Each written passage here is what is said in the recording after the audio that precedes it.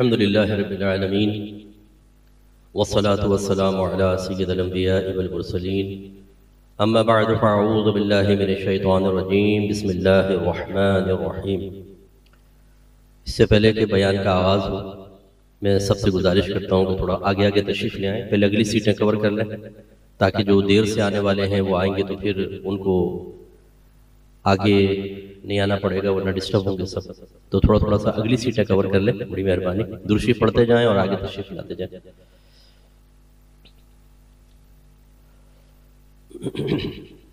दूसरी गुजारिश ये है कि जब भी किसी आलिम दीन का बयान हो तो आपस में गुफ्तगू करना, मोबाइल पर बिला ज़रूरत कॉल अटेंड करना, बिला ज़रूरत उठकर आगे पीछे जाना, ये सब खिलाफे सुन्नत और मकरूह हो जाता है। हमारे आक़ाए नेमत इमाम अहले सुन्नत शाह अहमद रज़ा खान अलैहि रहमतुर रहमान तो यहाँ तक फरमाते हैं कि बिला ज़रूरत टेक भी ना लगाई जाए। आप लगा लें, लेकिन उनका कॉल बता रहा हूँ आपको कि बिला ज़रूरत टेक भी ना लगाई जाए, क्योंकि इससे सुस्ती पैदा होती है और फिर आलम गुनूदगी में जायज़ नाजायज़ और नाजायज़ जायज़ सुनाई देता है। तो उम्मीद है कि आप थोड़ी सी तवज्जो से चंद बातें समाअत फरमाएंगे। हमारी हद तक इम्कान कोशिश होती है कि जब हम अपना कीमती वक्त निकाल कर किसी मजलिस और महफिल में आते हैं तो यकीनी सी बात है, ना हमारे पास खाने की कमी होती है ना पीने की कमी। को खाने पीने तो कोई भी नहीं आता। हम आते हैं इल्म दीन सीखने के लिए, कुछ सोच और फिक्र में तब्दीली पैदा करने के लिए, कोई नई बात सुनने के लिए आते हैं। और जब तज़किरा अकाबरीन का हो तो बेशुमार बरक़ात का हुसूल भी मकसूद होता है। और इन तमाम अच्छे मकासिद में रुकावट उस वक्त पैदा होती है कि जब नफ्स व शैतान हमें उस तरफ से तवज्जो हटा देता है और हम आपस में गुफ्तगू कर रहे होते हैं कारोबार के बारे में, दीगर चीज़ों के बारे में, हत्ता कि वक्त निकल जाता है। इसके बाद आखिर में खाया पिया हम चले गए। हम अहले सुन्नत की ये एक बड़ी खराबी है जो मैं अक्सर जगह जिक्र करता हूँ कि हम लोग याद रखने के लिए सुनते ही नहीं हैं, हम सिर्फ भूलने के लिए सुनते हैं। इसीलिए हजारों उलमा के बयान हमने सुने होंगे, आप आपस में एक दूसरे से पूछ कर देखें, बोलेंगे बहुत बड़े बड़े उलमा के बयान सुने हैं, लेकिन जहन में कितना है वो तकरीबन ना होने के बराबर। नहीं, अब बस छोड़ दें, अब बैठ जाओ यार, बड़ी मेहरबानी है, बड़ी मेहरबानी, बैठ जाओ बेटा, आप भी बैठ जाओ। तो इसलिए मेरी गुजारिश ये है कि चंद कलिमात इंशाअल्लाह आपकी खिदमत में जिक्र करेंगे, बड़े दर्द दिल के साथ इन्हें बगौर समाअत फरमाएं। सबसे पहले मैं एक मुस्लिम शरीफ की हदीस आपकी खिदमत में जिक्र करूंगा। हजरत अबू हुरैरा रज़ी अल्लाह तआला अन्हु इसके रावी हैं। अन अबी हुरैरा क़ाल रसूलुल्लाह सल्लल्लाहु अलैहि वसल्लम, हजरत अबू हुरैरा रज़ी अल्लाह तआला अन्हु से मरवी है कि नबी करीम सल्लल्लाहु अलैहि वसल्लम ने इरशाद फरमाया, इन्नल्लाह इज़ा अहब्ब अब्दन, कि बेशक अल्लाह ताला जब किसी बंदे से मोहब्बत फरमाता है, दआ जिब्रीला, तो जिब्रील को बुलाता है। फ़क़ाल इन्नी उहिब्बु फुलानन, फिर फरमाता है कि मैं ए जिब्रील मैं फुलां से मोहब्बत करता हूँ। फ़अहिब्बहु, तो तू भी उससे मोहब्बत कर। क़ाला, नबी करीम सल्लल्लाहु अलैहि वसल्लम फरमाते हैं फ़युहिब्बुहु जिब्रील, तो जिब्रील अलैहिस्सलाम भी उस शख्स से मोहब्बत फरमाते हैं। सुम्मा युनादी फिस समा, फिर जिब्रील अमीन आसमान में एक निदा फरमाते हैं। फ़यक़ूल, चुनाचे इरशाद फरमाते हैं कि इन्नल्लाह युहिब्बु फुलानन फ़अहिब्बूहु, बेशक अल्लाह ताला फुला शख्स से मोहब्बत फरमाता है तो ए आसमान वालों तुम भी उससे मोहब्बत फरमाओ। नबी करीम सल्लल्लाहु अलैहि वसल्लम फरमाते हैं फ़युहिब्बुहु अहलुस समा, तो तमाम आसमान वाले उस शख्स से मोहब्बत करने लगते हैं। क़ाला, फिर सरकार फरमाते हैं सुम्मा युदअउ लहुल क़बूल फिल अर्द, फिर उस शख्स के लिए दुनिया में मकबूलियत रख दी जाती है। ये तो एक पॉजिटिव चीज सामने आई, एक नेगेटिव भी है। इरशाद फरमाते हैं वइज़ा अबग़दा अब्दन, और जब अल्लाह ताला किसी बंदे से नफरत फरमाता है, दआ जिब्रील, तो जिब्रील को बुलाता है। फ़यक़ूलु, फिर फरमाता है कि इन्नी उबग़िदु फुलानन फ़अबग़िदहु, ए जिब्रील मैं फुलां से बुग़्ज़ रखता हूँ, तू भी उससे नफरत रख। नबी करीम फरमाते हैं फ़युबग़िदुहु जिब्रील, तो जिब्रील भी उससे नफरत फरमाते हैं।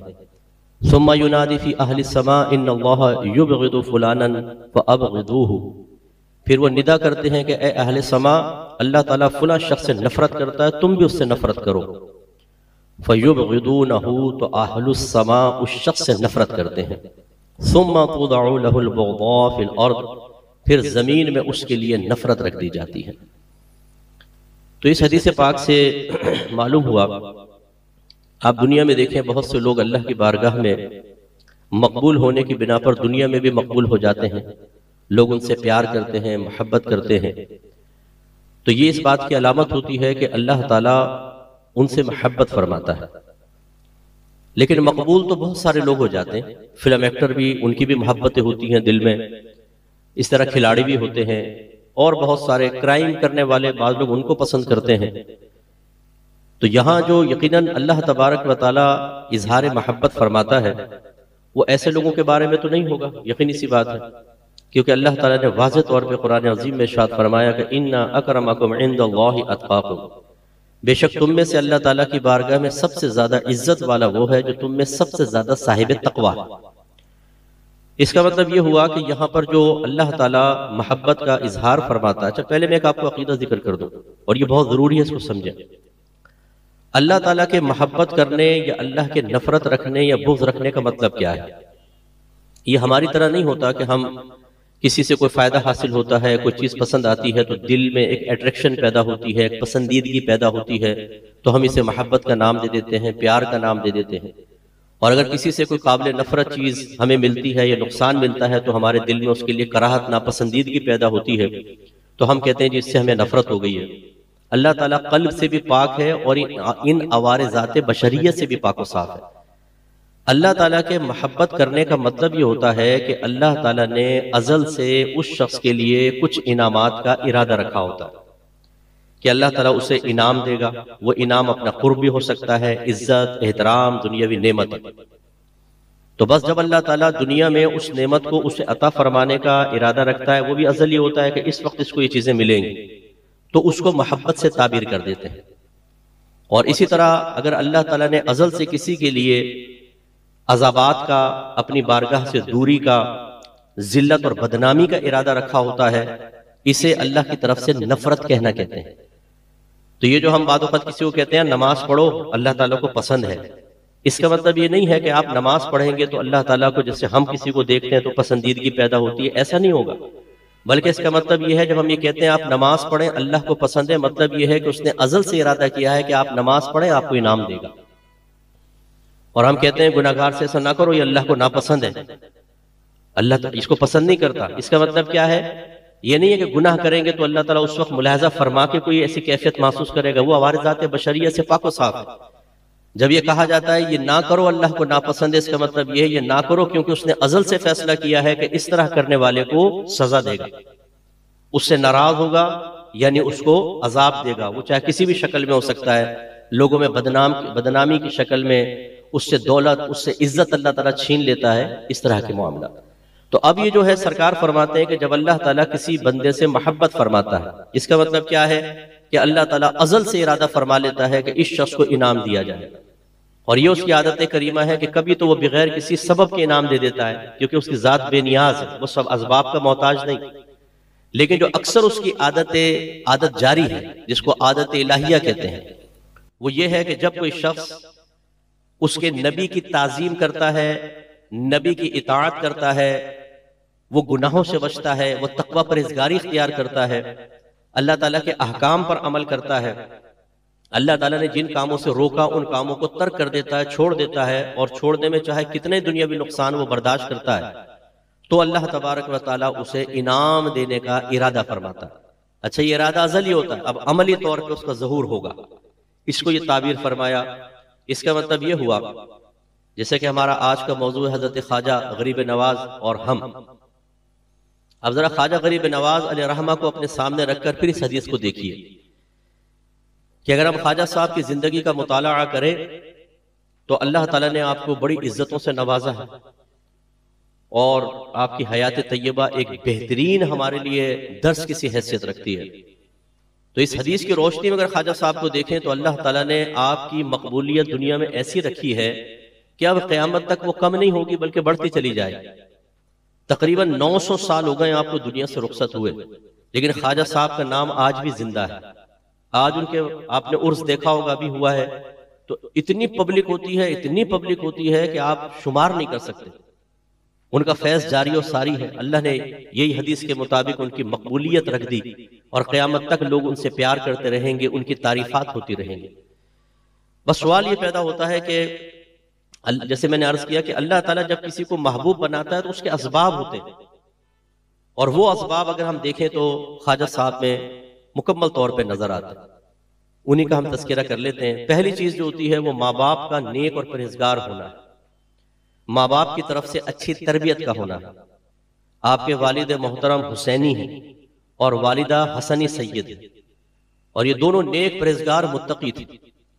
इन्होंने अपने बच्चों की बेहतरीन तरबियत, शुरू से ही ख्वाजा साहब को इल्म दीन सिखाया गया, उनको अखलाकियात सिखाए गए, उन्हें दीन के करीब किया गया, उनके लिए असातिज़ा मुकर्रर किए गए ताकि वो शुरू से ही इल्म दीन सीखें और उनका बचपन ही अल्लाह ताला की इताअत में गुजरे।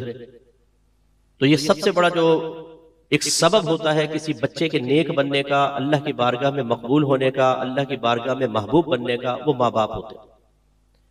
उनके माँ बाप ने अच्छी तरबियत की, वो बच्चे को मकाम विलायत ऐसा हासिल हुआ कि जब आप माँ के शिकम में थे तो वालदा तवज्जो करती थी तो आपको पेट से कुरान पढ़ने की आवाज आती थी। तो शुरू में आप बड़ी हैरान हुई, तो वालिद से जिक्र किया अपने शौहर से कि ये कैसी आवाज है। तो उन्होंने फरमाया कि बच्चा बहुत नेक वक्त है, वो पेट में कुरान पढ़ रहा है तुम्हारे।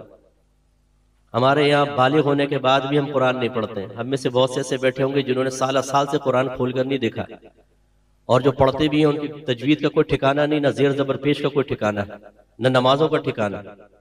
जो कारोबार बड़ी तवज्जो के साथ करता है कि एक पैनी एक पैसा भी इधर उधर नहीं जाने देता, ऑडिट इतना टाइट करता है, वो अपनी नमाज, अपनी तजवीद, अपने रोजों, अपनी इबादत का ऑडिट करने के लिए तैयार कभी नहीं होता कि मेरी अल्लाह की बारगाह में ये कामिल तौर पे पहुंच रही कि नहीं पहुंच रही, इसमें हिसाब किताब में कमी है कि नहीं है। मैंने चूंकि बालिगान का मदरसा बहुत पढ़ाया, कितने बालिगान हमारे सामने आते हैं जिनकी नमाजों का ठिकाना नहीं है, ना अलहम्स ठीक, ना सूरत ठीक, अत्तहियात हम करते रहते हैं। अत्तहियात को रब्बी जअलनी कहते हैं, हालांकि रब्बी जअलनी लफ्ज है। सना पढ़ते हैं तो सुभानकल्लाहुम्मा, सुभानकल्लाहुम्मा, सुभानकल्लाहुम्मा, कोई हमारा ठिकाना नहीं होता। इसलिए पहली तो मैं गुजारिश आपसे करता हूं कि किसी अच्छे कारी साहब को एक दफा अपनी पूरी नमाज सुना दें बगैर शर्म और झिझक के। मेरे लफ्ज याद रखिएगा जो मैंने अभी आपको अर्ज किया कि जैसे कारोबार का आप ऑडिट करते हैं ना कि एक पैसा भी इधर उधर हो जाएगा तो आगे चलकर वही लाखों का नुकसान का सबब बन सकता है। ऐसी अपनी इबादत के लिए हमें जबरदस्त किस्म का ऑडिट करना चाहिए। तो ख्वाजा साहब को पेट में, माँ के पेट में कुरान पढ़ रहे हैं। फिर जब आप पैदा हुए हैं, एक दफा आप बच्चों की तरफ गए खेलने के लिए, तो गैब से आवाज आई कि मोइनुद्दीन आपको इसलिए पैदा नहीं किया गया कि आप बच्चों के साथ खेलें। हालांकि खेलना ममनू नहीं है। हमारे नबी करीम सल्लल्लाहु अलैहि वसल्लम ने हसन हुसैन रदी अल्लाह ताला अन्हुमा को खेलने से मना नहीं किया। खुद हमारी वालिदा सैयदा आयशा सिद्दीक़ा रदी अल्लाह ताला अन्हा जब आपकी रुखसती हुई तो आप कम उम्र थी, कम सिन बच्ची थी, तो खुद कहती हैं कि मस्जिद में कुछ हबशी बच्चे खेल रहे थे नेज़ों से, तो नबी करीम सल्लल्लाहु अलैहि वसल्लम ने मुझसे फरमाया कि आयशा इनका खेल देखोगी? तो मैंने कि जी देखूंगी। तो सरकार ने चौखट के ऊपर अपने इस तरह हाथ रखा, मैंने अपनी चीन उस पर रख दी और सरकार ने अपनी चादर में मुझे समेट लिया और मैं वो देखने लगी। थोड़ी देर बाद सरकार ने फरमाया आयशा बस। मैंने कहा नहीं, मैं और देखूंगी। 2-3 दफा इस तरह पूछने के बाद फिर मैंने कहा बस, तो सरकार ने फिर मुझे पीछे किया और फिर खुद फरमाती हैं कि आप गौर कर लें एक कमसिन बच्ची कितनी देर तक खेल देखना चाहेगी।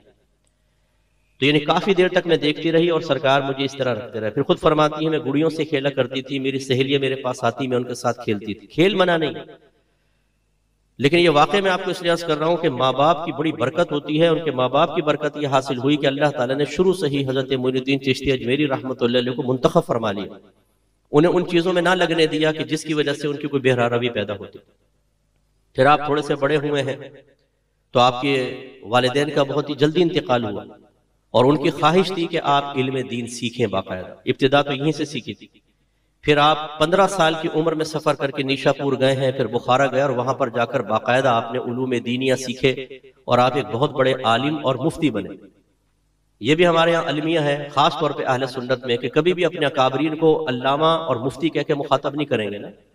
पीरान पीर दस्तगीर, खतीब लासानी और कुतुब रब्बानी और फुला फुला अलक़ाबात इतने ज्यादा कि बस ये समझ में आया आपको कि पीर अलहदा होता है और आलिम अलहदा होता है, मुफ्ती अलहदा होता है और ये सूफी साहब अलहदा होता है।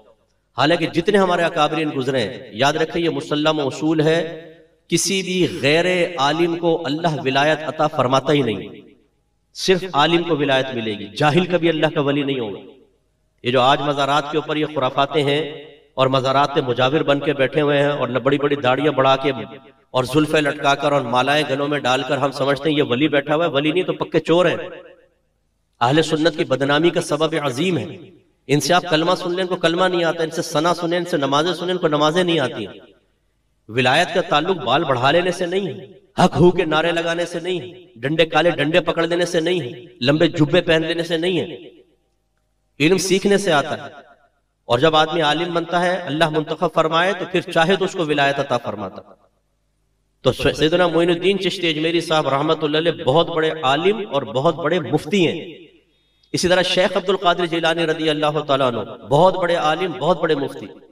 इन दोनों नुफूस कुदसिया में एक मुमासलत बहुत बड़ी ये है कि आप 15 साल की उम्र में सफर करके निशापुर पहुंचे और इल्म दीन सीखा, और सैयदना शेख अब्दुल कादिर जिलानी रदी अल्लाह तआला अन्हु ने 18 साल की उम्र में बगदाद का सफर तय किया और वहां जाकर इल्म दीन सीखा और बाकायदा आलिम और मुफ्ती बने। और इन दोनों नुफूस कुदसिया ने अपने अपने इदारे भी कायम किए। आगे मैं इंशाअल्लाह अर्ज करता हूं। तो हम आपको असबाब बता रहे हैं कि सैयदना मोइनुद्दीन चिश्ती अजमेरी को यह मकाम कैसे हासिल हुआ कि अल्लाह ने उनको महबूब बना के उनकी मकबूलियत उतार दी। पहले वालिदैन, दूसरा इल्म दीन, तीसरी चीज जो थी वो तरबियत का एक असर कि आप इंतहाई मुत्तकी परहेजगार, आपसे खिलाफ शरा किसी काम का सुदूर कभी नहीं हुआ। और ये उसूल हमेशा याद रखिएगा, मुसल्लमा उसूल है कि अगर अल्लाह तबारक व तआला, पहली बात तो ये कि जाहिल को विलायत नहीं देता, आलिम को देता है। और अगर कोई आलिम दीन बन जाता है, वो वली विलायत हासिल कर लेता है। इसके बाद अगर वो कोई कबीरा गुनाह कर ले तो अल्लाह तबारक व तआला उससे विलायत को सल्ब कर लेता है। या सगीरा बार बार करता है सगीरा गुनाह, तो वो कबीरा ही बन जाता है, विलायत सल्ब हो जाती है।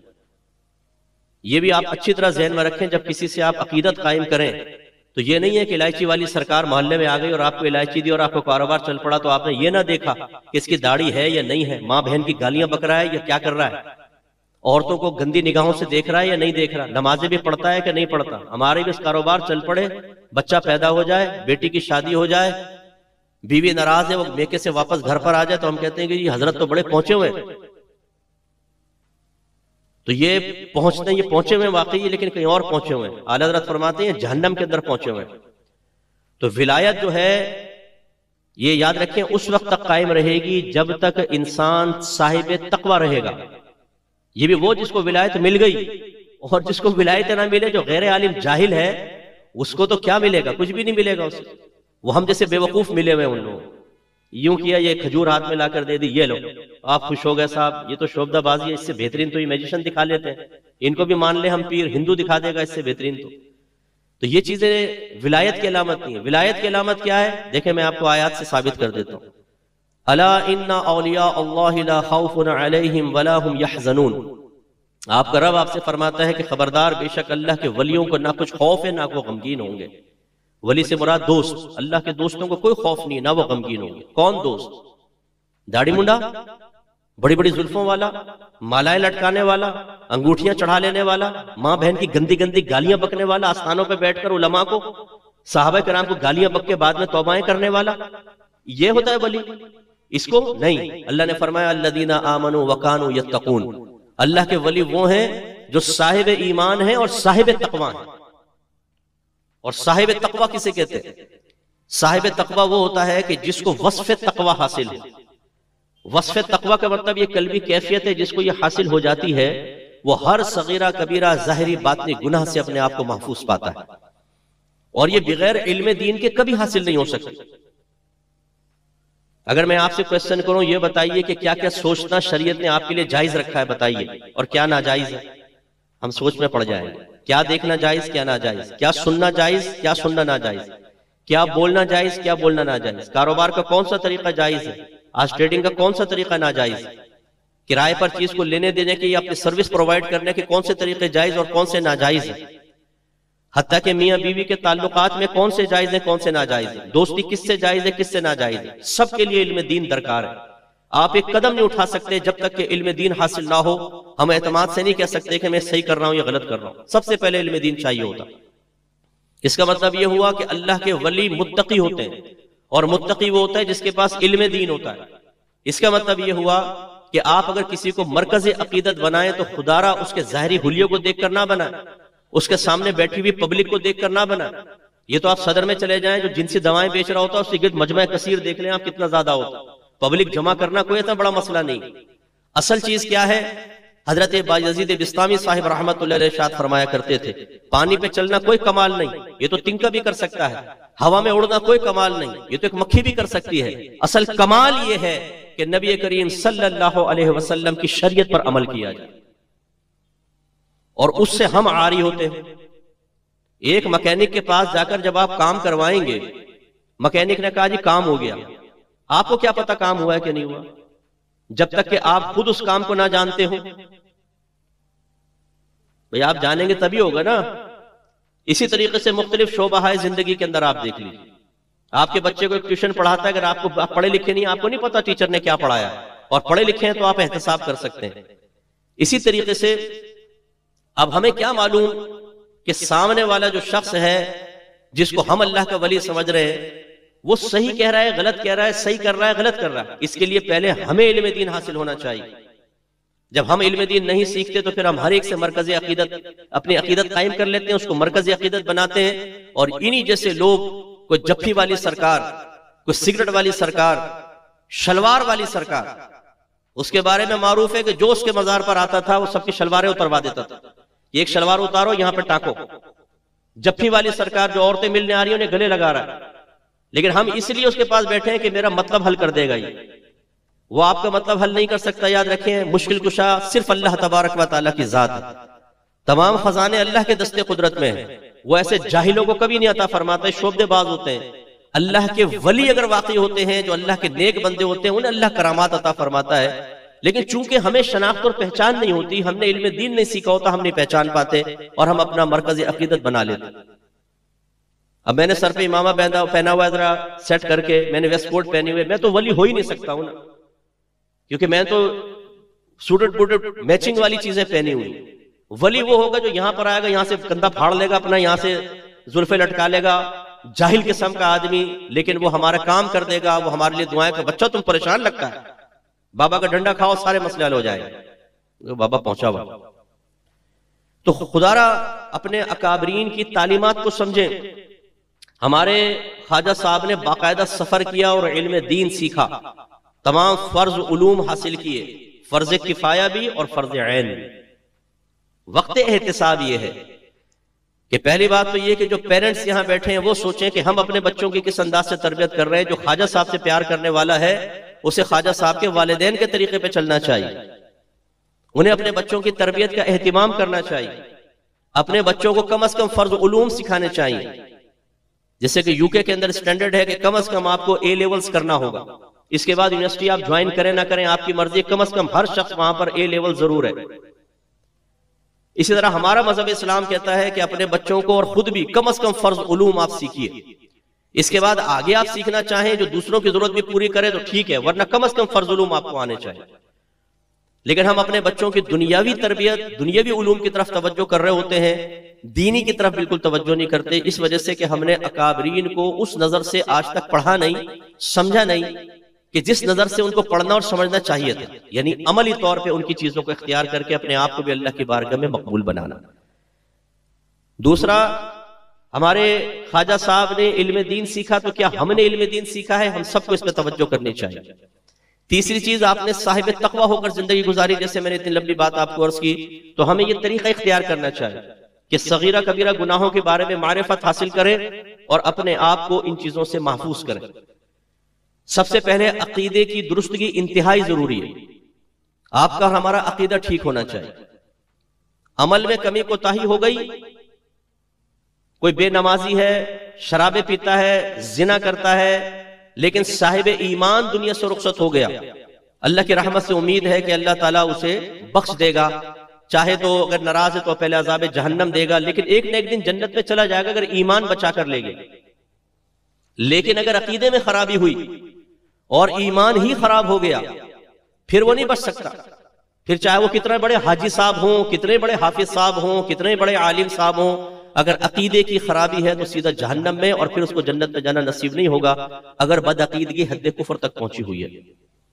तो इसलिए सबसे पहली जरूरी चीज है अपने अकीदे का इल्म हासिल करना। मैं आप सबसे गुजारिश करता हूं जो ऐसे हजरात बैठे हुए हैं जिन्होंने कभी अकीदे को सीखने की जहमत गवारा ना की, वो सबसे पहला काम ये करें और अपने घर वालों को अकीदा सिखाएं। हमारे पास ऐसे ऐसे केसेस आए हैं कि बीवी ने कलिमात कुफर बक दिए हैं, वो इस्लाम से बाहर निकल गई है और शौहर को पता ही नहीं कि बीवी कलिमात कुफर कह चुकी है। दोनों साथ रह रहे हैं, एक मुसलमान एक काफिर, जिस्मानी ताल्लुक भी कायम हो रहा है, बच्चे भी पैदा हो रहे हैं। 10 साल बाद 15 साल बाद पता चला, बीवी ने प्रोग्राम देखा, उसने कहा ये तो मैंने भी कहा था। ये कब कहा था? आज से 10 साल पहले। तो 10 साल के बाद अब आपको होश आ रहा है, तजदीद ईमान कहाँ है, तजदीद निकाह कहाँ है, कुछ पता नहीं। फिर वो पछतावा होता है और फिर इंसान कुछ तो समझ जाता है, जो नहीं समझे वो गए काम से। आजकल हम में से हर एक के पास पोस्ट पहुंचती हैं, वीडियोस पहुंचती हैं, शॉर्ट क्लिप्स पहुंचते हैं और हम उनको देख रहे होते, हम उनको फॉरवर्ड कर रहे होते। बाज लोग कहते हैं कि हर एक को सुनो भाई, हर एक को देखो, गौर करो, हर एक को सुनना चाहिए, फिर देखें कौन सही कह रहा है कौन गलत। वाह माशाल्लाह सुभान अल्लाह। आप कभी पाना लेकर और पेचकस लेके अपनी गाड़ी का इंजन तो खोल कर देखें ना, हर एक को खोलना चाहिए, फिर देखें हम सही बांध सकते हैं कि नहीं। आप मेरी बात समझेंगे, इसको मानेंगे कभी आप? ये बात कभी भी हाथ नहीं लगाएंगे। गाड़ी का बेड़ा गर्क करना मैकेनिक के पास लेकर जाएंगे, लेकिन दीनी मामले में जिसने कभी इल्म दीन नहीं सीखा, जिसने अकायद की बेसिक्स नहीं सीखी, वो हर क्लिप को सुन रहा है। चाहे वो टिंडा के बैठ गया, टकला के बैठ के वो बकवासे कर रहा है उलमा के खिलाफ, चाहे कोई पैंट शर्ट में यूट्यूबर आकर बैठ गया है, वो आपके दीन के खिलाफ बोल रहा है। एक हाथ में कुरान लिया हुआ, एक हाथ में बुखारी लेकर वो आपको कह रहा है कि देखो बुखारी में ये, कुरान में ये है। अरे भाई है, लेकिन अल्लाह तबारक व तआला इसी कुरान से हिदायत भी देगा, इसी कुरान से गुमराह भी करेगा। हजारों लोग गुमराह हुए हैं, हर एक को कोई सुनना होता, लेकिन हम उसको सुनते हैं और फिर हम तज़ब्ज़ुब के आलम में होते हैं, थॉट्स हमारी कुछ बन जाती हैं और बहुत बड़ी खराबी पैदा होती है। इसलिए बेसिक्स तो आप सीखें, जिसका किसी मकतब फिक्र से कोई ताल्लुक नहीं, वो बेसिक्स तो कम से कम हमें सीखनी चाहिए। मसलन अल्लाह तबारक व तआला की जात है, सिफात है, आसमानी किताबें हैं, अंबिया हैं, रसूल हैं, नबूवत, रिसालत, जिन, फरिश्ते, तकदीर, आखिरत, जन्नत, दोज़ख, इनके बारे में तो कम से कम हमें बेसिक सीखनी होंगी। इसके बाद फिर खास तौर पे नबी करीम सल्लल्लाहु अलैहि वसल्लम की जात अक़दस के बारे में, क्योंकि अब रहमत कौनैन सल्लल्लाहु अलैहि वसल्लम की जात पर अटैक होते हैं। सरकार को इल्म गैब हासिल नहीं है, बहुत सारे लोग हैं इल्म गैब के कायल नहीं है कि नबियों को इल्म गैब हासिल है, हालांकि लफ्ज़ नबीयुन ही साबित करता है। डिक्शनरी उठा के देखें, अल्लाह ने अपने इन नुफूस खुदसिया के लिए लफ्ज़ नबीयुन का इंतिखाब फरमाया, और नबीयुन का मतलब होता है गैब की खबर देने वाला। अल्लाह ताला ने नाम ही वो रखा है। और हमेशा याद रखें कि नबी का तो काम ही ये होता है कि वो गैब लाकर हमारे सामने जाहिर करेगा, जिसको आप और मैं जान ही नहीं सकते, आज खुद ना देख सकते हैं, ना सुन सकते हैं, ना सूंघ सकते हैं, ना चख सकते हैं, ना छू सकते हैं, ना अपनी अकल से उसको जान सकते हैं, साइंसी इजादात से भी नहीं जान सकेंगे। नबी आकर बताता है कि ये पोशीदा चीजें हैं, मैं तुम्हें खबर दे रहा हूं, ईमान लेकर आओ। हम कहते हैं आमन्ना सद्दकना, हमने नहीं देखा, मान रहे। आपने अल्लाह को देखा है? अल्लाह की कोई आवाज सुनी है? अल्लाह की कोई स्मेल है? आपने अल्लाह को छुआ है? माज़अल्लाह को चक्कर देखा है? आपने कोई आला इजाद किया था कि आपको पता चला है कि रब मौजूद है? नहीं, हमारे नबी ने कहा है कि रब है, मान लो। हमने कहा मान लिया। तो नबी तो आता ही इल्म गैब देने के लिए है, और ये इम्तिहान होता है हमारे लिए। अगर नबी गैब ना बताए तो आप बताएं फिर आपको गैब हासिल होने का जरिया क्या है? मुझे बताइए। फिर अल्लाह बराह रास्त वही नाजिल करेगा। लेकिन आपको ऐसे लोग मिलेंगे जो कहेंगे कि जिसने अल्लाह के नबी के लिए इल्म गैब माना वो शिर्क है। शिर्क कहां से हो गया भाई? देखें ना, आप अल्लाह के लिए भी इल्म गैब मान रहे हैं, नबी के लिए भी इल्म गैब मान रहे हैं, शिर्क हो गया। तो फिर ये बताएं अल्लाह ताला देखता है नहीं देखता? देखता है। आप भी देखते नहीं देखते? देखते हैं, शिर्क हो गया। नफी करें जरा शिर्की से, कैसे कैसे शिर्क नहीं हुआ? बोले। आप भी देख रहे हैं, अल्लाह भी देख रहा है, अल्लाह का इरादा आपका इरादा, अल्लाह की कुदरत आपकी भी कुदरत, अल्लाह का कलाम आपका कलाम, अल्लाह ताला का सुनना आपका भी सुनना, शिरकत तो हुई। जवाब क्या होगा? नहीं, फर्क है, फर्क है। अल्लाह ताला का देखना सुनना उसकी सिफात जाती है, किसी ने नहीं दी, हमें दी है, अताई है। जाती अताई का फर्क उसकी हमेशा से है, हमारी अल्लाह ने हमें दी। वो कदीम या हादिस कहलाती। अल्लाह की ला महदूद, हमारी महदूद। उसकी सिफात पर फना नहीं, हमारी सिफात पर फना है। इन फर्कों की वजह से भी शिरक नहीं होगा। सलाम है आपकी अजमत को माशाल्लाह। तो फिर इल्म गैब के बारे में क्या मुसीबत आई थी कि नबी करीम से इल्म गैब की मुतलकन नफी करके कुफ्र का इर्तिकाब करे आदमी। ये चार फर्क तो इसमें भी मानते हैं हम। अल्लाह ताला का इल्म गैब जाती, नबी करीम का अताई है। अल्लाह का ला महदूद, नबी करीम का महदूद है। अल्लाह के इल्म गैब पे कभी फना वाक़ई नहीं हो सकती। नबी करीम सल्लल्लाहु अलैहि वसल्लम के इल्म गैब पर फना का वुकू मुमकिन है, अगरचे वाक़ई नहीं होगा कि अल्लाह ने अपने हबीब को जो दिया वो वापस लेने के लिए नहीं दिया। वलल आखिरतु खैरुल लक मिनल ऊला, ए हबीब करीम सल्लल्लाहु अलैहि वसल्लम, हर आने वाली घड़ी आपके लिए पहली घड़ी से अफजल है। इन फर्कों की वजह से शिरक नहीं होगा। लेकिन हमारे बहुत सारे भाई बस ये पोस्ट आई शिर्क शिर्क शिर्क, और वो मोमिनीन मुसलमानों को मुशरिक। इसी तरीके से आजकल ये बीमारी आ गई है सहाबा किराम अलैहिम रिज़वान की शान में गुस्ताखी। हजरत अमीर मुआविया रज़ी अल्लाह तआला अन्हु, ये बुखारी की रिवायत है 71। मैं खाली सिर्फ इसकी आपको सनद के बारे में थोड़ा सा अर्ज करना चाहता हूं। क़ाला हुमैद इब्न अब्दुर्रहमान, हुमैद बिन अब्दुर्रहमान कहते हैं, समिअतु मुआविया खतीबन, मैंने अमीर मुआविया को खुतबा देते हुए सुना। यकूलु, वो कह रहे थे, समिअतु नबी अलैहिस्सलाम, कि मैंने नबी करीम सल्लल्लाहु अलैहि वसल्लम को फरमाते हुए सुना। यकूल, सरकार ने इरशाद फरमाया, मन युरिदिल्लाहु बिही खैरन युफ़क़्क़िहु फ़िद्दीन, अल्लाह ताला जिस बंदे से भलाई का इरादा फरमाता है उसे दीन की समझ अता फरमा देता है। एक बात कन्फर्म हो गई, अमीर मुआविया कह रहे हैं मैंने नबी करीम को फरमाते हुए सुना। हजरत अमीर मुआविया ने अपने कानों से सुना, अपनी आंखों से नबी करीम को देखा। आपकी सहाबियत इस हदीस से साबित है, और जो नबी करीम का सहाबी है वो कतई जन्नती है। इसलिए कि अल्लाह ने अज़ल से ऐलान फरमाया, रज़ियल्लाहु अन्हुम व रज़ू अन्हु, अल्लाह ताला उनसे राजी हो गया, वो अल्लाह से राजी हो गए। हालांकि अल्लाह तबारक व तआला, अच्छी तरह याद रखें, जानता था अभी सहाबा पैदा भी नहीं हुए कि इन सहाबा के माबैन क्या क्या मुआमलात होने वाले हैं, कौन इनमें हक पर होगा, कौन इज्तिहादी खता पर होगा। इसके बावजूद अल्लाह ताला ने उनकी पैदाइश से पहले ही ऐलान फरमा दिया, रज़ियल्लाहु अन्हुम व रज़ू अन्हु, अल्लाह ताला उनसे राजी, वो अल्लाह से राजी। जिनसे अल्लाह ताला रिजा का ऐलान करे उन्हें मुंह भर भर के गालियां बकी जाए, उनको तमाशा बनाया जाए, उनके शान में गुस्ताखियां की जाए, और हम उन क्लिप्स को सुन रहे हों, उन लोगों को मरकज अकीदत बना रहे हों। याद रखें, हाकिम ने मुस्तदरक में हदीस नकल की है, नबी करीम सल्लल्लाहु अलैहि वसल्लम ने फरमाया, जिसने मेरे किसी सहाबी को गाली बकी उस पर अल्लाह की लानत, फरिश्तों की लानत है।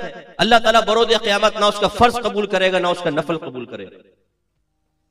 इसलिए सहाबा किराम की शान में अदना सी गुस्ताखी करने वाले से दूर भागे, वरना अल्लाह ने फरमाया वो शख्स जहन्नम के कुत्तों में से कुत्ता होगा जो सहाबा किराम को गालियां बकेगा। अब हम जब अकीदा नहीं सीखेंगे तो हमें क्या मालूम, तो अकीदा सीखना सबसे ज्यादा जरूरी हुआ। दूसरा, अहकाम शरइया अमलिया सीखना बहुत जरूरी है।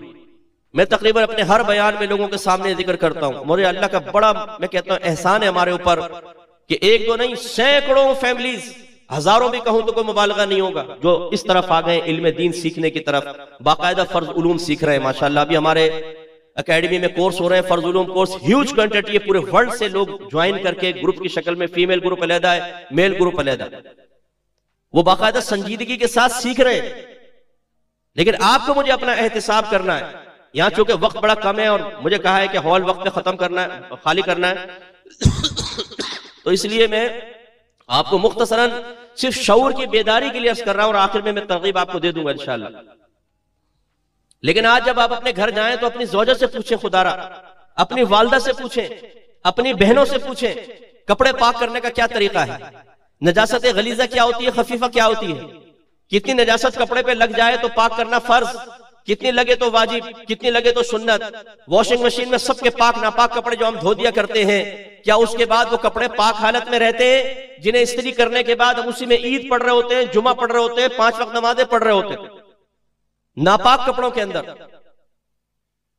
अपने घर वालों से पूछिए, जिस फीमेल से आप क्वेश्चन कर सकते हैं उससे आप जाकर पूछें कि आपने हैज और निफास के मसले किससे सीखे, किस आलिमा से सीखे, किस किताब को पढ़कर सीखे। वो जवाब देंगी हमने एक मुफ्तिया से सीखे। वो कौन है? अम्मी जान, खाला जान, दादी जान, नानी जान।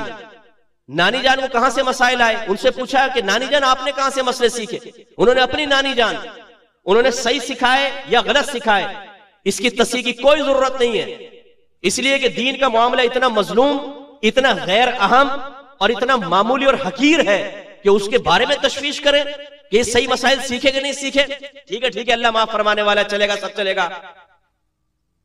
हालत हैज में ज़ौजा से जिस्मानी ताल्लुक कायम करना हराम होता है, याद रखें। हलाल समझ के करें तो काफिर, दोनों काफिर हो जाएंगे, क्योंकि नस्से कतई में मना कर दिया गया अल्लाह ताला ने कि इस हालत में ज़ौजा से कुर्बत नहीं कर सकते।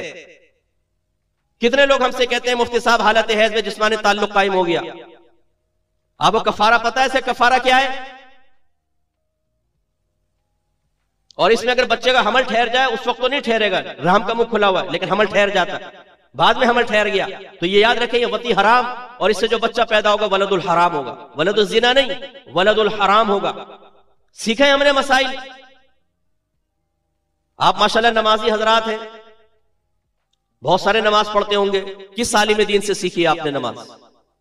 कौन सी किताब पढ़कर सीखी? हमने वालिद साहब को देखकर या मस्जिद में आकर देखा, एक यूं तकबीर लगा रहा है, एक यूं लगा रहा है, एक यूं लगा रहा है, एक ने ये किया, ये एक ने ये छोड़ा, फिर ये एक ने डायरेक्ट ये, एक ने इतने से हाथ उठाए यहां पर। कौन सही कर रहा है, कौन गलत, कौन सुन्नत के मुताबिक पढ़ रहा है, कौन नहीं, कुछ परवाह नहीं। हमने वुजू किससे सीखा है? कौन सी किताब पढ़कर किस आलिम दीन से सीखा है? एक मसला आपको अर्ज कर देता हूं जो शायद अगर आपके दिल में खौफ खुदा है तो आपको लर्जा देगा। अल्लाह तबारक व तआला ने गुस्ल के 4 फराइज बयान किए हैं। 3 आज़ा को धोने का हुक्म दिया है और 1 के मसा का हुक्म दिया। चेहरा धो, दोनों हाथ कोनियों समेत, दोनों पैर टखनों समेत धो, और सर का मसा करो। धोने और मसा करने का मतलब क्या है? धोने के लिए कम अज कम उलमा फरमाते हैं कि जिस जगह को आप धो रहे हैं उसमें 2 बूंद पानी बह जाए हर बाल के ऊपर से, कम से कम 2 बूंद, ये 1 दफा धोना कहलाए। 4 बूंद बह गई तो 2 दफा धोना मुतहक्कक होगा। 6 बूंद बह गई तो 3 दफा धोना। अब मैं समझाता हूं आपको। आप ये पानी ले, अपने यहां 2 कतरे टपकाएं, 1 2 हटा ले, देखें कितना पानी खाल पर मौजूद। फिर इसके बाद मजीद 2 कतरे डालें, हटा लें, ये 4 बूंदे हो गई, देखें कितना पानी। फिर 2 बूंदे मजीद डालें, हटा लें, फिर देखें 6 बूंदे। ये जो पानी आपको यहां नजर आ रहा है ना, इतनी मिकदार में पानी बस बह जाएगा तो 3 दफा चेहरा धोना मुतहक्कक हो जाएगा, या दोनों हाथ धोना साबित हो जाएगा।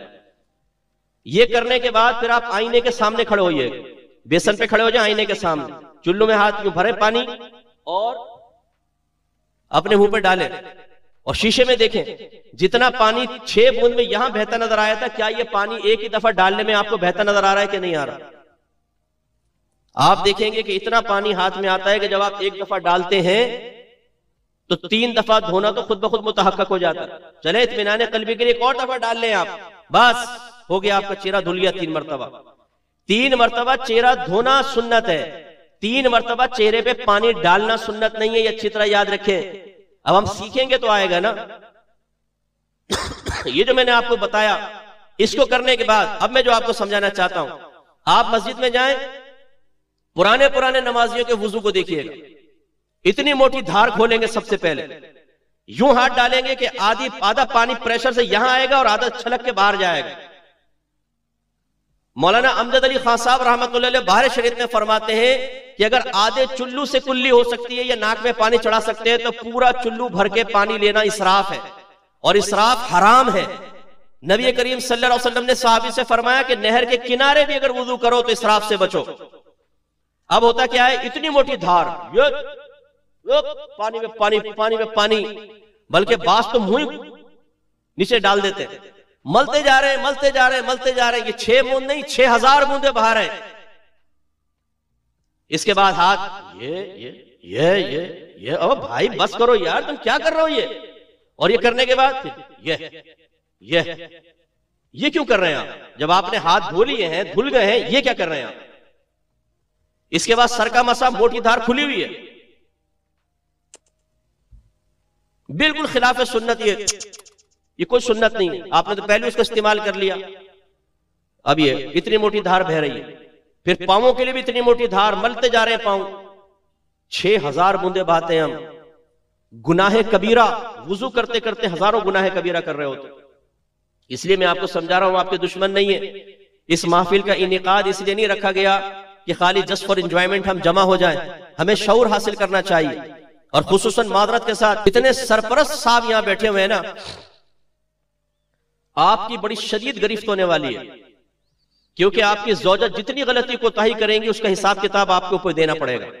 आपकी औलाद जितनी गलतियां करती रहेगी, अगर आपने इल्म नहीं सिखाया, तरबियत में कमी की, आपसे हिसाब किताब होगा। ये मैं नहीं कहता हूं, आपके नबी फरमा रहे हैं, कुल्लुकुम राइन व कुल्लुकुम मसऊलुन अन रअयतिही, तुम में से हर शख्स निगहबान है, तुम में से हर शख्स से उसकी रियाया के बारे में क्वेश्चन होगा।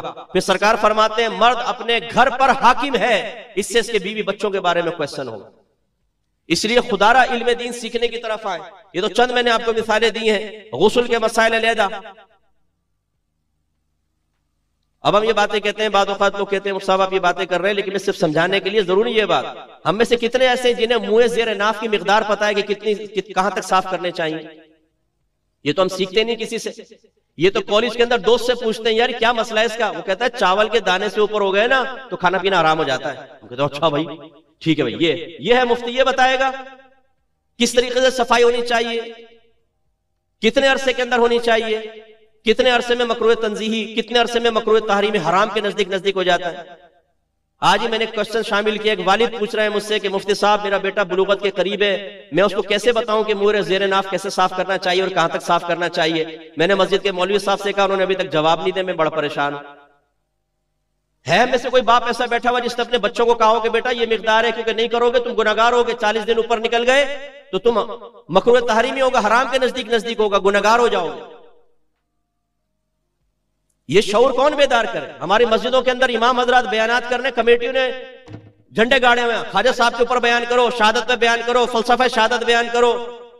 अरे भाई ये मसाइल बयान करो। हमारे यंगस्टर आके सामने बैठ के सीखना चाहते हैं, हम उन्हें वही पुराने बयानात सुनाकर उन बच्चों को हमने दीन से बिल्कुल दूर कर रखा है। तो ये सरपरस्त हजरात आपकी जिम्मेदारी है।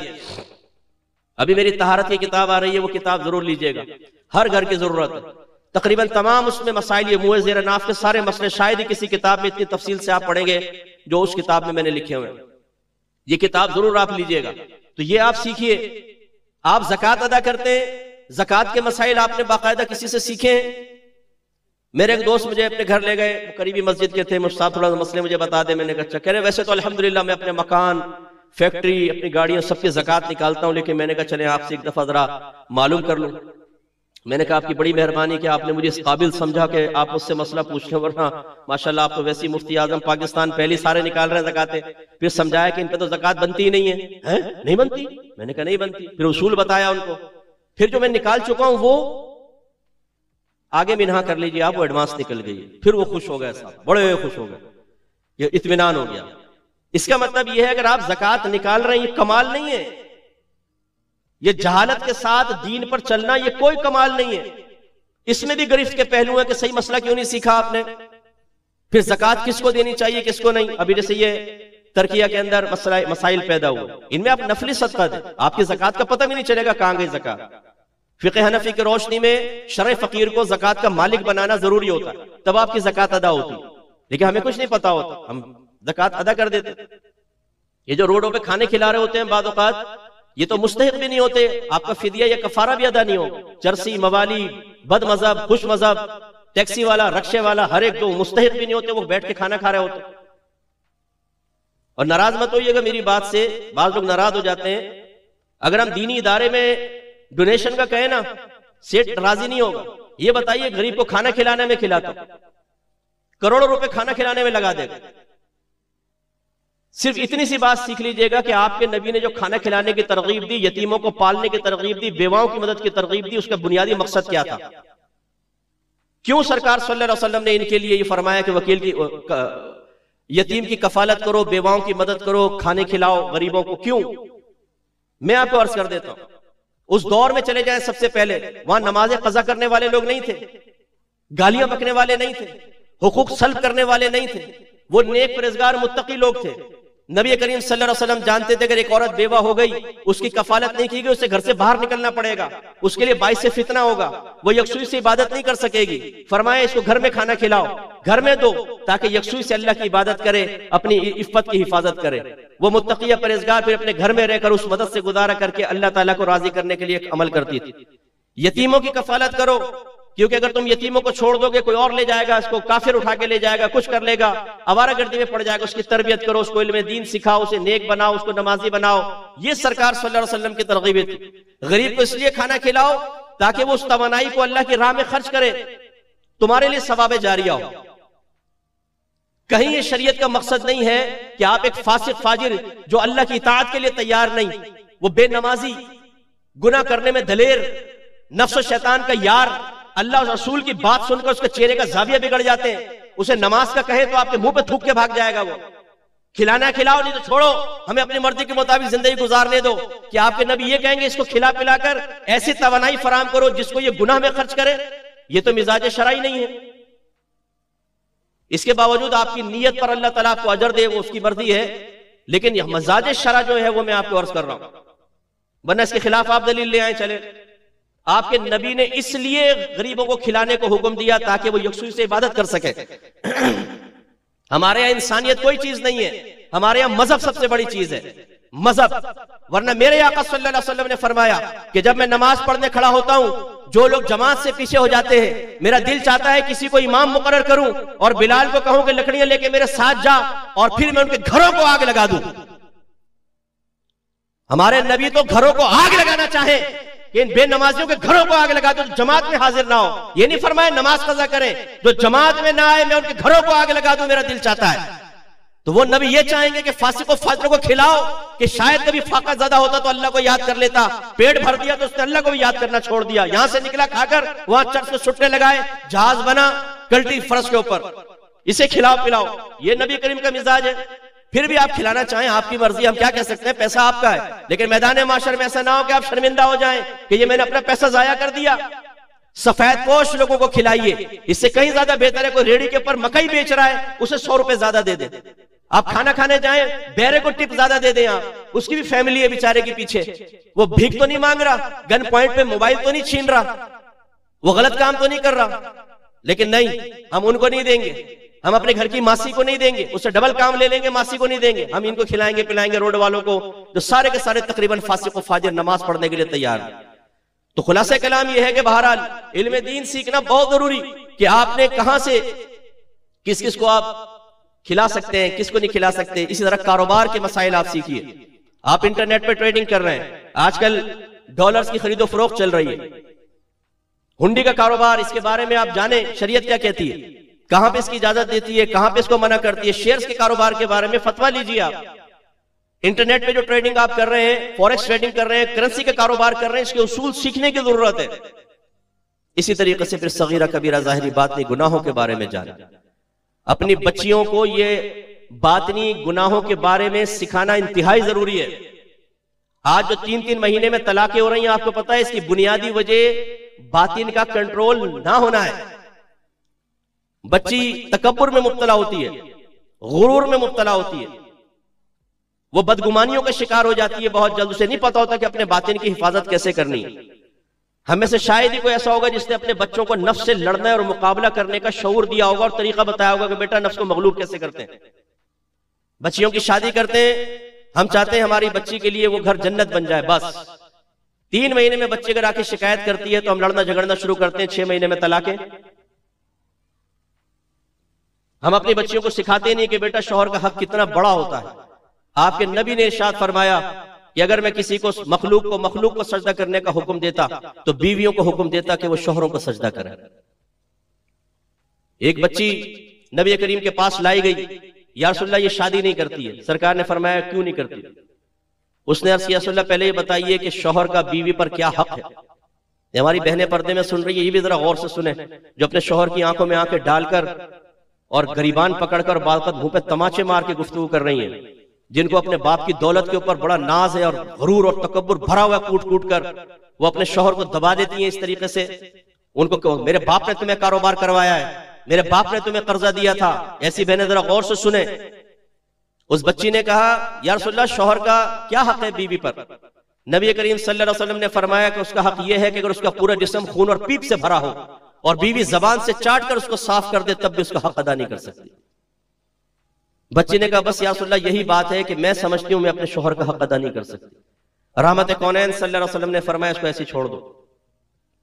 सरकार जान गए थे कि ये बच्ची कुछ और नेचर की है, सरकार ने उसको फोर्स नहीं किया, वरना सरकार का फरमान है, निकाह मिन सुन्नती फमन रागिब अन सुन्नती फलैसा मिन्नी, निकाह मेरी सुन्नत से है, जो मेरी सुन्नत से बेरगबत हुआ वो मुझसे नहीं। तो खुलासा कलाम यह है कि हमने अपने बच्चियों की क्या तरबियत की है। हमारी तो माएं बाद वक्त बच्चियों की कह रही होती है, खबरदार जो किसी की सुनी फौरन मुझे फोन करना, देखते हैं हमारी बेटी को कोई हाथ तो लगा के बताए, जरा 2 जुमले तो कह के बताए, हमें तुम्हारे पीछे, फिक्र मत करो। घर खराब करने में सबसे पहले माँ बाप का किरदार होता। इस तरह जेलेसी कूट कूट के भरी हुई है, मर्दों में कम है, औरतों में बहुत ज्यादा है। हमने जेलेसी खत्म करने के लिए, हसद खत्म करने के लिए बच्चों की तरबियत का क्या एहतमाम किया, यह हम नहीं करते। तो खुलासा कलाम यह है कि ख्वाजा साहब अलैहिर्रहमा से मोहब्बत का तकाजा यह है कि वो साहिब इल्म, वो सफर करें, इल्म दीन सीखे, तो फिर हमें भी सीखना चाहिए। वो इल्म दीन की रोशनी में सगीरा कबीरा ज़ाहिरी बातनी गुनाह से बचे, तो फिर हम क्यों सगीरा कबीरा ज़ाहिरी बातनी गुनाह से ना बचे। प्यार और मोहब्बत का तकाजा तो यह है। मैं आपको आयत अर्ज कर देता हूं और इसी पर मैं बयान खत्म करता हूं। सूरह बकरा की आयत नंबर 13 है। मुनाफिकीन से कहा जाता था, वाइदा क़ीला लहुम आमिनू कमा आमन अन्नास, ऐ मुनाफिकों, तुम ऐसा ईमान क्यों नहीं लेकर आते जैसे लोग ईमान लेकर आए। लोग से मुराद सहाबा किराम। उन मुनाफिकीन से कहा जाता था, तुम ऐसा ईमान लेकर आओ जैसे सहाबा किराम नबी करीम सल्लल्लाहु अलैहि वसल्लम पर ईमान लेकर आए। कि सरकार सल्लल्लाहु अलैहि वसल्लम की ज़बान अक़दस से कुछ निकल गया तो फिर शक व शुबा बिल्कुल भी नहीं। सरकार ने किसी चीज को हराम करार दे दिया तो इसके बाद कोई सवाल नहीं है। सरकार ने इशारा कर दिया, हुक्म तो बाद में इशारा अबरू से सहाबे किराम अमल कर लिया करते थे। ऐसा ईमान लेकर आओ। वो जवाब में क्या कहते थे, क़ालू अनुमिनु कमा आमन सुफहा, ऐसा ईमान लेकर आए जैसे बेवकूफ ईमान लेकर आए। मादल्ला। अल्लाह ताला ने फरमाया, अला इन्नहुम हुमुस सुफहा वलाकिन ला यअलमून, खबरदार बेशक यही बेवकूफ है लेकिन ये जानते नहीं।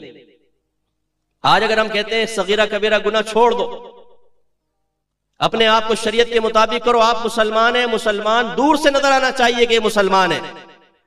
एक मुसलमान को देखकर ये शक क्यों पड़े कि ये काफिर है या मुसलमान, ये क्रिश्चियन है या मुसलमान, ये यहूदी है या मुसलमान। मुसलमान की अपनी एक शनाख्त होनी चाहिए। आपके नबी ने आपको शनाख्त दी है। दाढ़ियां बढ़ाओ, मुझे छोटी करो, यहूदी की सूरत मत बनो। मैं नहीं कह रहा हूं, आपके नबी इरशाद फरमा रहे। हमें ढीला ढाला लिबास पहनने की तरगीब दी गई है। अगरचे पैंट शर्ट पहनना मैं हराम नहीं कह रहा हूं, आजकल के दौर में इसकी इजाजत है। लेकिन एक होता है अपने मजहब से मोहब्बत, अपने नबी से मोहब्बत का सबूत देते हुए एक ऐसा गेटअप इख्तियार करना कि दूर से देखे तो हम मुसलमान नजर आए। जब मुसलमान ने अपने शियार इख्तियार करने में शर्मिंदगी महसूस करना शुरू कर दी, जब अल्लाह ताला के नबी की सूरत बनते हुए मुसलमान शर्म महसूस करने लग गया, उसे निगाह हकारत से देखने लगा, तो फिर मुसलमानों का वकार चला गया। आज पूरी दुनिया में अगर कोई पूछे, मुझे अफसोस के साथ ये जुमला कहना पड़ता है कि सबसे जलील तरीन कौन सी कौम है, तो एक ही कौम का नाम आएगा, मुस्लिम कौम। पूरी दुनिया में जिसका दिल चाहता है हमारे लोगों की गर्दनें पकड़ के मरोड़ देता है। हमारी औरतों की इज्जतें लूट ली जाती हैं, हमें जलीलो खार करके हमारे सोर्सेस पे कब्जा कर लिया जाता है, हमारे हुक्मरानों को खत्म कर दिया जाता है। पूरे वर्ल्ड में आप देख लें सबसे ज्यादा जलील हम लोग हैं। खुदारा कभी इसके बारे में सोचा है क्यों?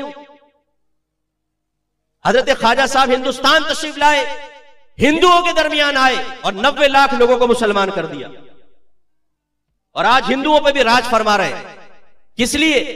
उनके पास कौन सी तोप थी, उनके पास कौन सी क्लैशनकोफ थी, उन्होंने कौन सा आइटम बम मारा था? उनके पास नबी की मोहब्बत थी, प्यार था, इल्म था, अमल था, तकवा था। जिन चीजों को आज हम बेकार समझते हैं, मैं खुदा की कसम खाकर कहूं, आज अगर हमें कुछ खाने को मिल रहा है ना, सिर्फ मुत्तकीन लोगों का, नमाजी लोगों की बरकत है।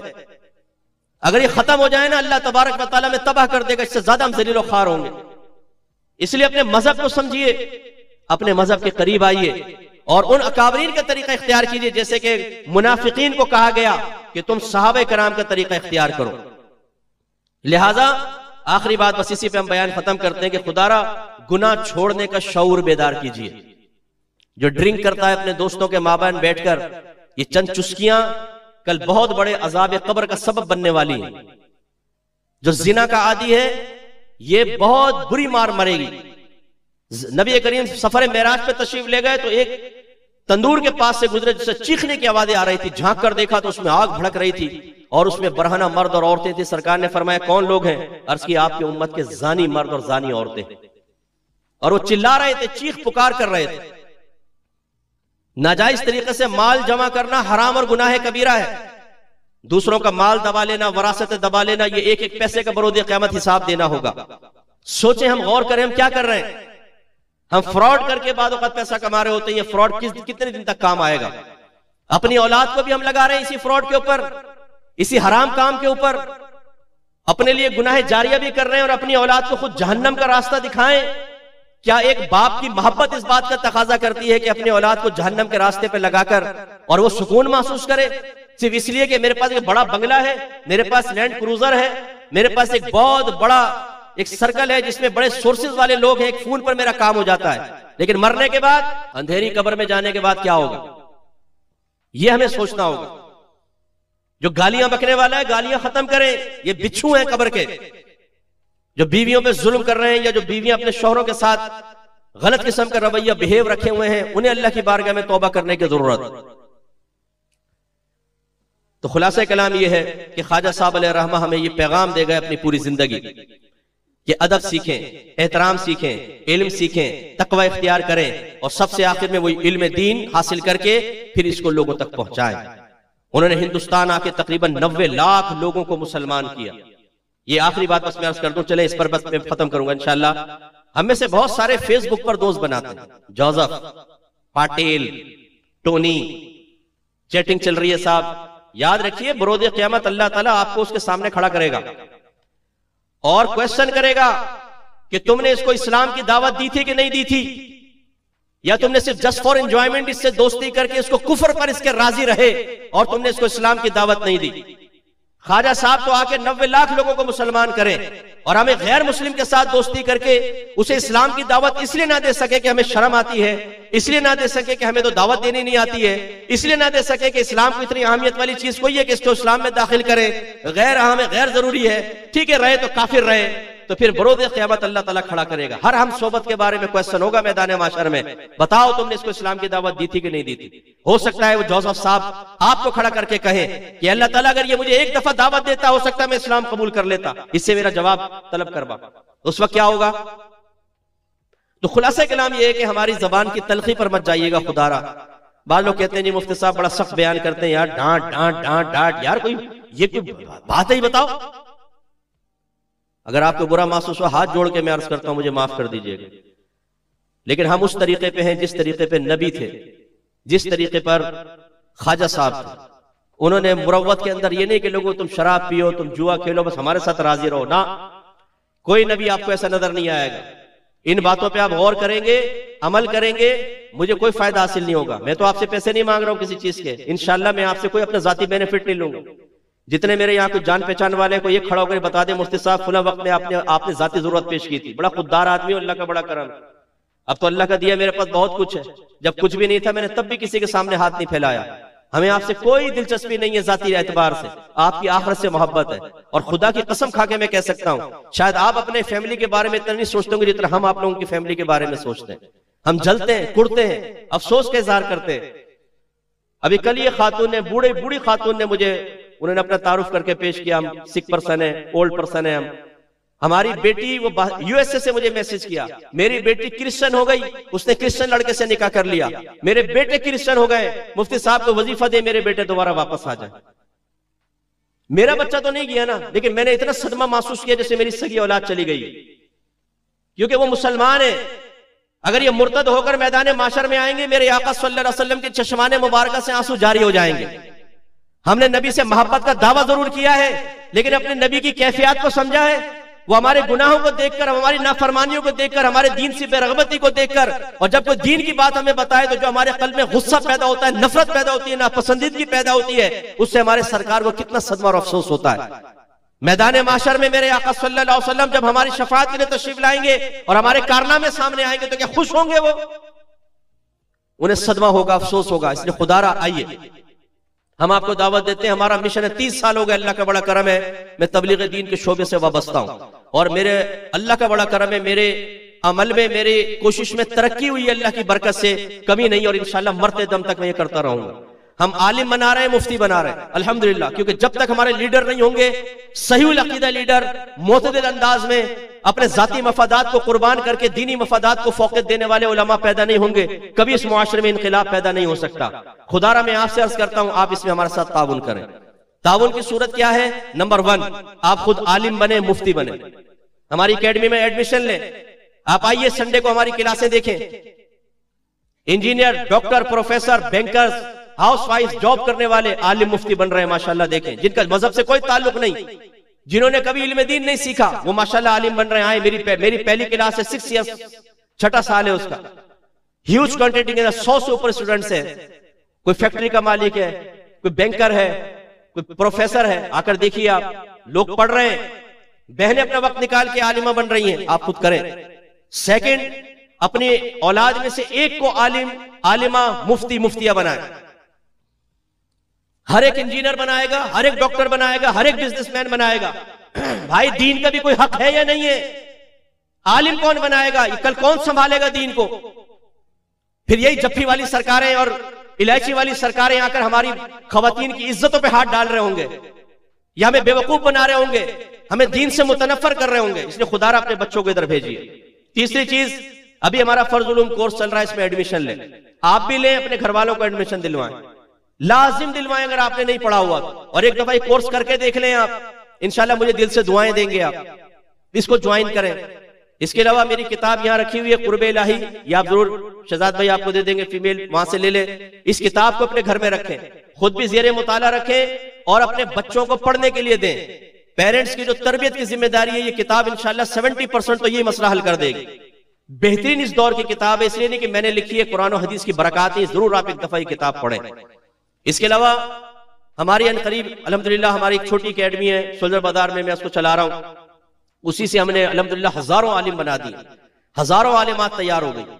अब हमने एक बड़ा प्लॉट लिया है अल्हम्दुलिल्लाह, हम उसमें बड़ी अकेडमी कायम करना चाहते हैं। उसके लिए मैं आपसे गुजारिश करता हूं, अगर कोई इसमें माली ताउन करना चाहे, वैसे मैं एलानिया तौर पर आज तक मैंने कभी अपनी अकेडमी के लिए ऐलान नहीं किया, लेकिन मैं आपको तरगीब देना चाहता हूं। अगर आप बहुत बड़ा सवाब जारिया करना चाहते हैं, आप इसकी तामीर में हिस्सा लीजिए।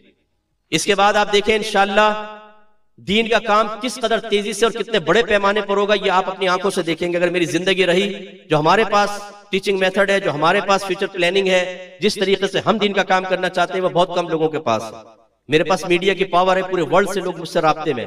इसमें आप ताउन करें, आपके लिए बहुत बड़ा सवाब जारिया होगा इंशाअल्लाह। अल्लाह तबारक व तआला से दुआ है कि रब्बे करीम हमें ख्वाजा साहब अलैहिर्रहमा की हयात तय्यबा के मुताबिक अपनी जिंदगी को अल्लाह ताला की रिजा के मुताबिक गुजारने की तौफीक अता फरमाए। व आखिरु दाअवाना अनिल हम्दुलिल्लाहि रब्बिल आलमीन।